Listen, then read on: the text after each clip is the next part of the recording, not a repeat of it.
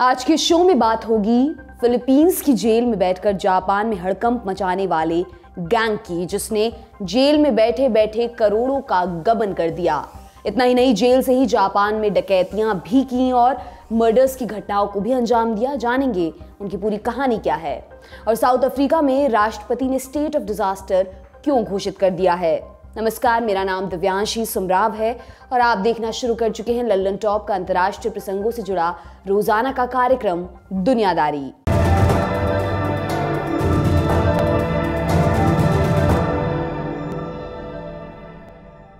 आगे चलने से पहले एक जरूरी जानकारी।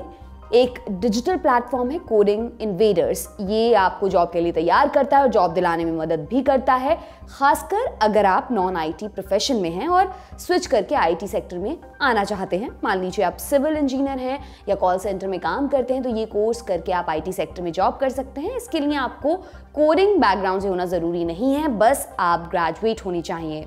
डिस्क्रिप्शन में लिंक दिया हुआ है, अगर आप लिंक पर क्लिक करके लल्लन टॉप 20 का कोड इस्तेमाल करते हैं तो आपको 20% का डिस्काउंट भी मिलेगा। सूचना समाप्त, अब बढ़ते हैं शो की तरफ।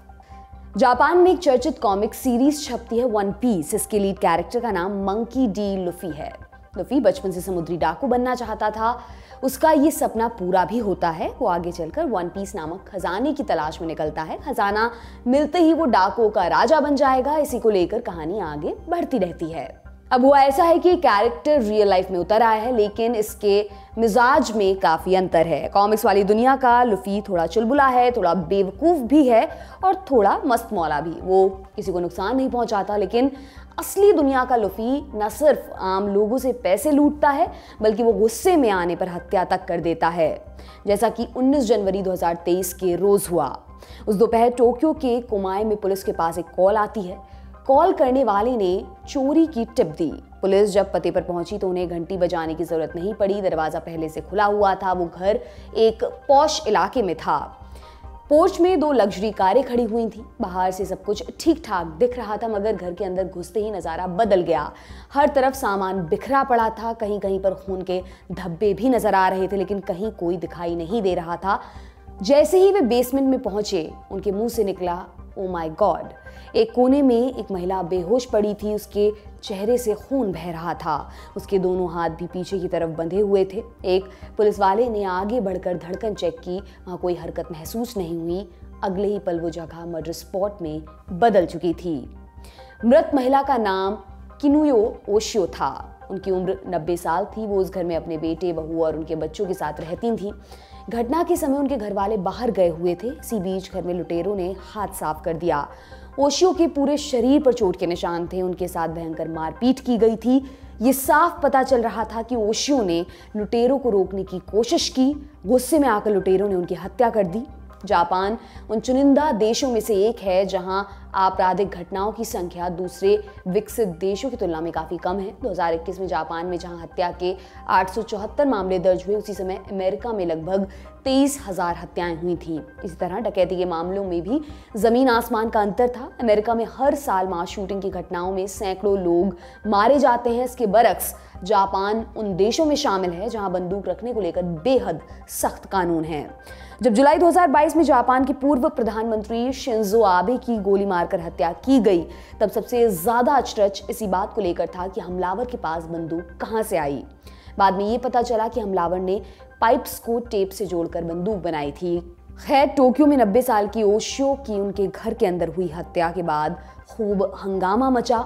इस केस में जांच कर रही पुलिस का ध्यान एक पैटर्न पर गया। जिस इलाके में ओशियो की लाश मिली थी, उसके आसपास के इलाकों में पिछले कुछ हफ्तों से चोरी और डकैती की घटनाएं अचानक से बढ़ गई थी। हालांकि इसमें कभी हत्या जैसी घटना नहीं देखी गई थी। इससे पहले तक डिजिटल फ्रॉड्स आम थे। फेक कॉल या एसएमएस के जरिए अकाउंट से पैसे उड़ाना तक आसान बना रहा। जब तक कि सरकार ने लोगों को सतर्क नहीं कर दिया, उसके बाद से अपराधी सीधे घर में घुसकर पैसे चुराने में जुटने लगे थे। एक पूरा पैटर्न था। गैंग के लोगों को फेक सोशल मीडिया के जरिए रिक्रूट किया जाता था। इनका काम बटा हुआ था। पहले हिस्से के गैंग मेंबर्स जानकारी जुटाते थे और रेकी करते थे। चोरी करने वाले जो लोग होते थे वो अलग थे। उसके बाद आते थे सामान लेकर भागने वाले ड्राइवर्स। वे अपनी गाड़ी लेकर घरों के बाहर तैनात रहते थे। जब चोरी पूरी हो जाती थी तब गैंग के दूसरे लोग चोरी के सामान को बेचने का काम करते थे और ये पूरा काम टेलीग्राम ऐप पर मैनेज होता था। उसी पर सारे निर्देश आते थे, कब, कहां, कैसे और क्या करना है। इन सब का मास्टरमाइंड फिलीपींस की जेल में बैठा था। ये अलग कहानी है कि उसके पास जेल में मोबाइल और इंटरनेट कैसे पहुंच रहा था। वो कहानी हम फिर कभी आपको विस्तार से बताएंगे। अब आपको बताते हैं कि आज हम इन सब की चर्चा कर क्यों रहे हैं। दरअसल जापानी पुलिस ने फिलीपींस की जेल में बैठकर फ्रॉड और डकैती कराने के आरोप में 4 लोगों को गिरफ्तार किया है। आरोप हैं कि उन्होंने बुजुर्गों को धोखा देकर अरबों रुपए का गबन किया। ये चारों आरोपी 2019 से फिलीपींस की जेल में बंद थे, फिर भी वे जापान में ऑनलाइन और ऑफलाइन दोनों तरीके से पैसे लूट रहे थे। फिलीपींस में उन्हें किसी दूसरे अपराध में गिरफ्तार किया गया था। जापान की सिर्फ 2 देशों के साथ प्रत्यर्पण संधि है, अमेरिका और साउथ कोरिया। फिलीपींस के साथ उसका ऐसा कोई समझौता नहीं हुआ है। यानी अगर कोई जापान में क्राइम करके फिलीपींस भाग जाए या फिलीपींस में रहकर कोई क्राइम करे तो जापान को अपने यहाँ लाने के लिए बहुत मशक्कत करनी पड़ेगी, जैसा कि इस मामले में भी हुआ। जापानी पुलिस ने 2019 से 2021 के बीच 4 संदिग्धों को प्रत्यर्पित करने की अपील फिलीपींस सरकार से की थी। फिर ये केस फिलीपींस की लोकल कोर्ट में गया। कोर्ट में मामला लंबे समय तक अटका रहा। अब जाकर उन चारों को जापान भेजा गया है। अब उनके ऊपर जापान में मुकदमा चलेगा। पुलिस को इनकी तलाश साल 2021 से ही थी। जैसा कि हमने आपको पहले भी बताया, जापान में क्राइम रेट काफ़ी कम है। 2002 के बाद से सरकार ने काफ़ी सख्ती बरती है। अदालतों को फास्ट बनाया गया है। अधिकतर मामलों में जल्द से जल्द सज़ा देने की कोशिश की जाती है। इसके अलावा सरकार ने याकुजा के खिलाफ भी सख्त कानून बनाए हैं। याकुजा का अर्थ होता है गैंगस्टर। एक समय तक याकुजा लड़ाके पैसे लेकर प्रोटेक्शन देने का काम करते थे। 1960 में अमेरिका के राष्ट्रपति ड्वाइट डी आइजनहावर जब जापान के दौरे पर आने वाले थे तब सरकार ने याकुजा गैंग्स को सुरक्षा देने के लिए बुलाया था। 1990 के दशक के बाद ये रिश्ता बिगड़ने लगा। सरकार को लगा कि याकुजा हाथ से निकलते जा रहे हैं। उनके ऊपर हत्या, लूटपाट, डकैती जैसे अपराधों में शामिल होने के आरोप लग रहे थे। तब सरकार ने शिकंजा कसा और फिर उन्हें घुटने टेकने के लिए मजबूर कर दिया। इसका असर दूसरे गैंग्स पर भी पड़ा। उन्होंने भी अपना रास्ता बदलना बेहतर समझा। हालांकि क्राइम रेट में कमी का एक दूसरा पहलू भी था। 2015 में वोक्स ने द इकोनॉमिस्ट के हवाले से एक रिपोर्ट छापी थी। इसमें बताया गया था कि जापान में किसी आरोपी को 23 दिनों तक बिना किसी चार्ज के हिरासत में रखा जा सकता है। इस दौरान आरोपी को वकील से भी महरूम रखा जाता है। पुलिस गुनाह कबूल कराने के लिए हर हथकंडा अपनाती है। मेंटली और फिजिकली टॉर्चर भी किया जाता है।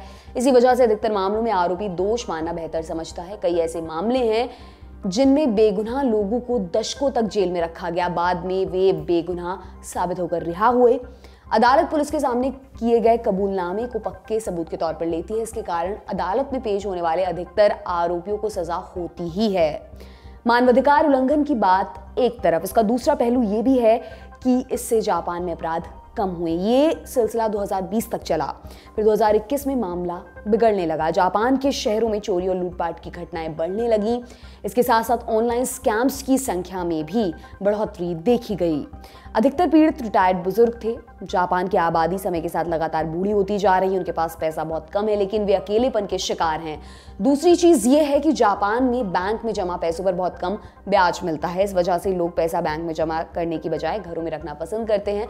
डिजिटल फ्रॉड को लेकर सरकार सतर्क करती रहती है। इस वजह से भी लोग कैश में ज्यादा विश्वास करते हैं। ये पूरा कॉम्बिनेशन अपराधियों के लिए मुफीद बन जाता है। बुजुर्गों के घरों में ज्यादा सिक्योरिटी नहीं होती।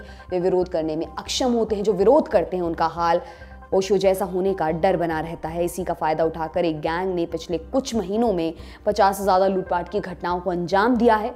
ओशो की हत्या के बाद कोर्ट और आम लोगों ने मांग रखी थी कि गैंग लीडर का चेहरा पब्लिक में लाया जाए। मीडिया रिपोर्ट्स में दावा किया जा रहा है कि इस हफ्ते प्रत्यर्पित होकर जापान पहुंचा एक शख्स ही लुफी है। उसका असली नाम वातानाबी है। बताया जा रहा है कि वही टेलीग्राम के जरिए जापान में सारा ऑपरेशन मैनेज करता था। हालांकि फिलीपींस की तरफ से इसकी आधिकारिक पुष्टि नहीं हुई है। फिलीपींस के कानून के मुताबिक जब तक देश में किसी आरोपी पर कोई केस चल रहा है वो फिलीपींस छोड़कर नहीं जा सकता। इसके बावजूद जेल में बंद 4 लोगों को जापान भेजा गया है। दरअसल फिलीपींस के राष्ट्रपति फर्डिनेंड मार्कोस जूनियर जल्दी ही जापान के दौरे पर जाने वाले हैं। इस दौरान उनकी जापान के पीएम फुमियो किशिदा से भी मुलाकात होगी। फिलीपींस ने चारों को जापान भेजकर अपने लिए एक बेहतर माहौल तैयार करने की कोशिश की है। कैसे दोनों देशों का रिश्ता बेहतर होगा, ये आने वाला समय ही बताएगा। जापान के चैप्टर को यहीं पर विराम देते हैं, चलते हैं साउथ अफ्रीका, जहां पावर कट की वजह से राष्ट्रपति ने स्टेट ऑफ डिजास्टर घोषित कर दिया है, यानी मामला विकराल है। बात कुछ ऐसी है कि साउथ अफ्रीका के कई हिस्सों में आधे दिन तक बिजली ही नहीं आती, 12-12 घंटों तक पावर कट्स हो रहे हैं। स्काई न्यूज की खबर के मुताबिक 2022 में साउथ अफ्रीका में हुआ कुल पावर कट 4 महीने के बराबर था, यानी 12 में से 4 महीने बिजली ही नहीं रही। पावर कट की वजह से दुकानों के फ्रिज में रखा सामान सड़ रहा है, इससे दूसरे बिजनेसेस भी प्रभावित हो रहे हैं। एक दुकानदार ने अल जजीरा को बताया, हम बिजली लौटने तक इंतजार करते हैं, हम एक जनरेटर का खर्च नहीं उठा सकते, इस वजह से हमारे बहुत से ग्राहक खाली हाथ लौट जाते हैं। साउथ अफ्रीका में पावर कट की समस्या नई नहीं है। छोटे मोटे पावर कट यहाँ कई सालों से हो रहे हैं, लेकिन पिछले 1 साल में ये कुछ ज्यादा ही बढ़ गए हैं। इसकी 2 प्रमुख वजहें हैं। पहली, कोयले की आपूर्ति। साउथ अफ्रीका अपनी ऊर्जा जरूरतों का 80% कोयले से पूरा करता है। कोयले से ही देश की ज्यादातर बिजली बनाई जाती है, लेकिन पिछले कुछ समय से बिजली बनाने वाली कंपनी को कोयले की पर्याप्त आपूर्ति नहीं हो पा रही है। जानकारों का कहना है कि साउथ अफ्रीका की कोयला खदानों का सही से रखरखाव नहीं हो पा रहा है। इसके कारण कोयला खनन कम हो गया है। इसकी वजह है कोयला खदानों को रखरखाव के लिए मिलने वाली रकम में हुई कटौती। दूसरी वजह है बिजली बनाने वाली कंपनी पर भारी भरकम कर्जा। साउथ अफ्रीका में 90% से ज्यादा बिजली की सप्लाई एस्कॉम कंपनी करती है, लेकिन पिछले कुछ समय से कंपनी घाटे में जा रही है। साउथ अफ्रीका के ट्रेजरी विभाग के अनुसार इस कंपनी पर लगभग 1,81,000 करोड़ से ज्यादा का कर्जा है। इसके चलते कंपनी के कर्मचारियों को समय पर वेतन नहीं मिल पा रहा है, जिससे वहां हड़ताल भी चलती रहती है। इन्हीं सब घटनाओं के चलते दिसंबर 2022 में एस्कॉम के CEO ने इस्तीफा दे दिया था। पावर कट के लिए विपक्ष सीधे तौर पर राष्ट्रपति सिरिल रामाफोसा को जिम्मेदार बता रहा है और विरोध प्रदर्शन कर रहा है। राष्ट्रपति सिरिल रामाफोसा ने देश को संबोधित करते हुए कहा कि कोविड को लेकर आपातकाल लगाया गया था। आपातकाल खत्म होने के 10 महीने बाद बिजली संकट की वजह से फिर आपात जैसी स्थिति हो गई है। ऊर्जा संकट हमारी अर्थव्यवस्था और सामाजिक ताने बाने के लिए एक संभावित खतरा है। हमारे देश ने कई महीनों तक बिजली की भारी कमी झेली है, जिससे हमारी अर्थव्यवस्था को भारी नुकसान पहुंचा है। इस मामले से अधिक प्रभावी और तत्काल निपटने के लिए एक बिजली मंत्री की नियुक्ति की जाएगी। ये तो था राष्ट्रपति का संबोधन। अब बात करते हैं इस पावर कट से साउथ अफ्रीका पर क्या प्रभाव पड़ रहा है। इस पावर कट की वजह से देश को हर दिन लगभग 450 करोड़ का नुकसान उठाना पड़ रहा है। विश्व बैंक का अनुमान है कि पावर कट के कारण 2022 में साउथ अफ्रीका की अर्थव्यवस्था को लगभग 2 लाख करोड़ रुपयों का नुकसान हुआ। दुकानों में फ्रिज में रखे जाने वाले खाने के सामान जैसे मीट, दूध, फल और दूसरे सामान खराब हो रहे हैं। इसकी वजह से दुकानदारों में इन्हें जल्द से जल्द बेचने की होड़ मची हुई है। पोल्ट्री फार्म में चूजों के लिए हीटिंग की व्यवस्था नहीं हो पा रही है, जिससे बड़ी संख्या में चूजे हर दिन मर रहे हैं। मुर्दा घरों में लाशों को जलाने में भी दिक्कत आ रही है। वाटर स्टेशन सुचारू ढंग से काम नहीं कर पा रहे हैं, जिससे पानी की समस्या भी पैदा हो रही है। साउथ अफ्रीका विंड और सोलर एनर्जी जैसी नई तकनीकों से बिजली बनाने के बारे में भी सोच रहा है, लेकिन कम समय में इतनी ज्यादा बिजली इन माध्यमों से बनाना संभव नहीं है। आज की दुनियादारी में बस इतना ही। जाते जाते एक और जरूरी सूचना, दी लल्लन टॉप की पूर्वोत्तर चुनाव यात्रा 9 फरवरी से शुरू हो चुकी है। हमारा पहला पड़ाव है त्रिपुरा की राजधानी अगरतला। अगर आप त्रिपुरा, नागालैंड या मेघालय से हैं और हिंदी जानते हैं तो हमारे साथ हमारी यात्रा का हिस्सा बन सकते हैं वॉलंटियर के तौर पर। संपर्क करने के लिए हमारी ईमेल आईडी है chunav@lallantop.com। मेल के सब्जेक्ट में अपने राज्य और जिले का नाम जरूर लिखें। शुक्रिया, शुभ रात्रि। सिर्फ 59 रुपए महीने में पाइए YouTube पर LT प्रीमियम। किसी भी प्लेटफॉर्म से 3 दिन पहले देखिए हमारे प्रीमियम प्रोग्राम जैसे guest in the news room, किताब वाला आदि। इसके अलावा बहुत कुछ। सब्सक्राइब करने के लिए लल्लन टॉप के YouTube चैनल पर जाकर क्लिक करें ज्वाइन बटन।